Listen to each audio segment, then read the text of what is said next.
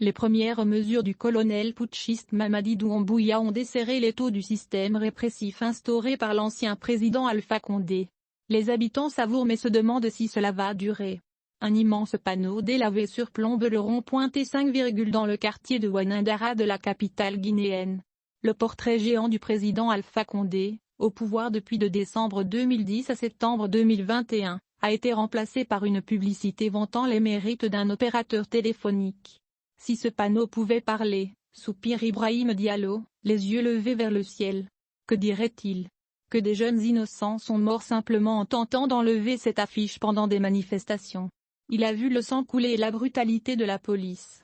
Sur le rond-point, au pied du panneau, il ne reste qu'une dalle de béton fissurée pour témoigner de la violente répression qui a sévi sur cet axe pendant près de 2 ans.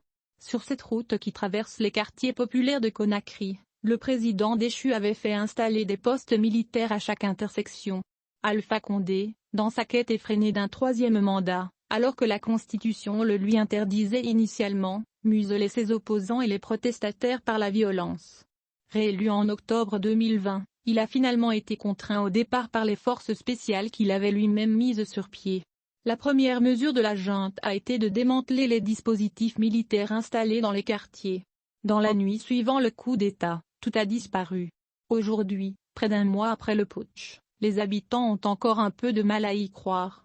On vaque librement à nos occupations. Il n'y a plus de contrôle sans motif. Les jeunes peuvent rentrer tard le soir sans risque de se faire tuer. Nous vivions la peur au ventre et désormais, nous sommes libres. Les putschistes emmenés par le colonel Mamadi Doumbouya, un ancien légionnaire de l'armée française et désormais président par intérim, multiplient les gestes de conciliation. Les frontières, fermées depuis des mois sur décision de l'ancien président, ont été rouvertes, le couvre-feu allégé et le prix du carburant revu à la baisse. En l'espace de quelques semaines, la junte s'est rendue sur la tombe du premier président de la Guinée indépendante, Sékou Touré, avant de se recueillir au cimetière du quartier de Bambeto. C'est là que sont enterrées la plupart des victimes de la répression du gouvernement d'Alpha Condé.